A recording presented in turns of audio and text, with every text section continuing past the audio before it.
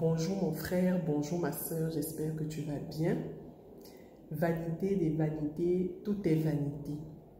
C'est un dicton très célèbre que nous utilisons beaucoup dans nos phrases. Mais la question c'est, est-ce que nous comprenons réellement le sens de cette phrase? Et justement dans l'évangile de ce dimanche, Jésus s'adresse aux pharisiens en leur racontant l'histoire de cet homme riche dont le nom n'est pas cité, qui était vêtu de pourpre et de fin lin et qui chaque jour faisait des festins somptueux dans son royaume. Ici, là, le nom de cet homme n'est pas cité, mais ce qui nous intéresse beaucoup plus, c'est l'apparence que reflétait cet homme et les actions qu'il posait vis-à-vis de la société. À côté de lui, par contre, il y avait Lazare qui était à son portail et qui est nommé, qui aurait souhaité ne serait-ce que manger les miettes qui tombaient. Mais on nous dit bien que personne dans l'évangile, personne ne lui en donnait. C'était plutôt les chiens qui venaient lécher ses plaies parce qu'il avait des plaies, il était blessé, il était pauvre. On se dit que quand on essaye de regarder, d'illustrer, l'homme riche devait sûrement partir souvent de chez lui, passer devant son portail et constater Lazare. Mais jamais il ne s'est arrêté pour donner quoi que ce soit à Lazare.